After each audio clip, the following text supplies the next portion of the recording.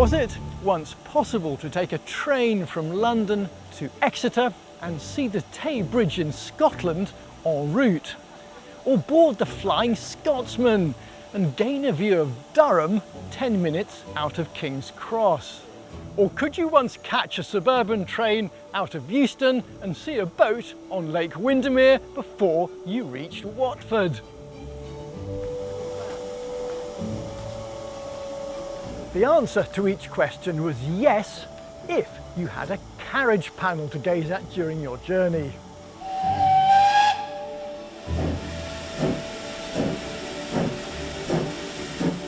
Carriage panels were the frames above the seats in railway carriages displaying photographs, prints, maps, advertisements, put there so they could be viewed by the passengers, like these ones on the beautiful Llangollen Railway. And many people still remember how their journeys were enhanced by the wonderful pictures that kept them company in train compartments.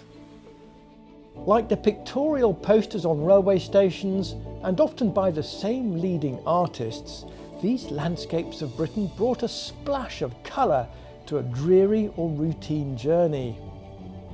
Between the late 1930s and the mid-1960s, the railway publicity departments moved into colour reproduction and employed the services of some of the leading watercolour artists of the day to paint scenes from all around Britain. Trains became travelling art galleries.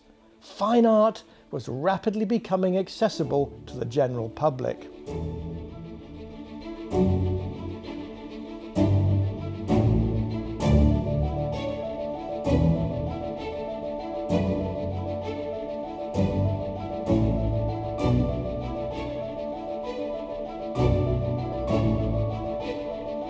Even the Times newspaper got excited about it.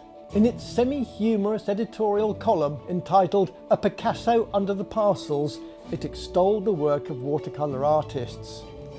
Rowland Hilder, Frank Sherwin and Claude Buckle, who for years have kept the flag of art flying even in the darkest of third-class smokers. Art conquered the compartments as it had conquered the hoardings and the ticket hall. The bulkhead beneath the luggage rack is, on the evidence of the railway authorities themselves, of great commercial value, for it is seen by millions of travellers each week. Who knows what changes in public taste might not be wrought if, from time to time, a few old master prints were displayed. A rather interesting suggestion. Finally, British rail passengers would have been getting value for their money. Thank you, Nick. Well, that was the Times newspaper in 1960. In more recent years, carriage prints have featured in the film Enigma, starring Kate Winslet. Set in the code-breaking centre at Bletchley during the Second World War, this film included some of my collection in railway carriage scenes. A print from this painting, specially commissioned for the film, led to a turning point in the plot to break the Nazi code. In typical Hollywood style, even the outcome of the war turned on a humble carriage print. Considering its size, Britain is blessed with gloriously varied landscapes. Within relatively short distances, the scenery and, yes, the weather can change dramatically. The landscapes revealed in the carriage prints of this period often portrayed a country very different to that of today.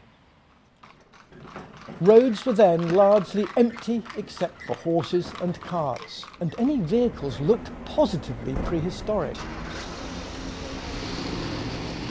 Many cities, towns and villages were unspoiled by major building developments. Steam locomotive was still king, and, of course, most people still travelled to their holiday destinations by train.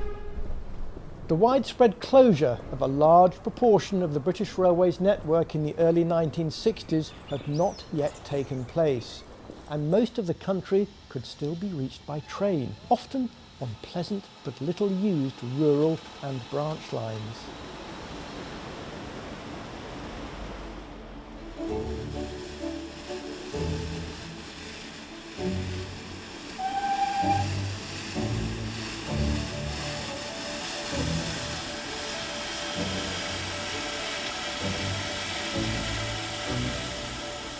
Almost 70 leading artists helped to produce a wonderful collection of over 500 British landscapes featuring towns and villages, ports, seaside resorts and mountain scenery.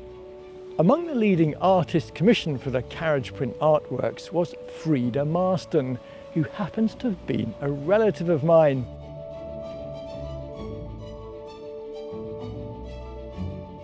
We'll discover more about her later, but first let's take a look at how the railways portrayed themselves, their services and their scenery through the artworks in their carriages.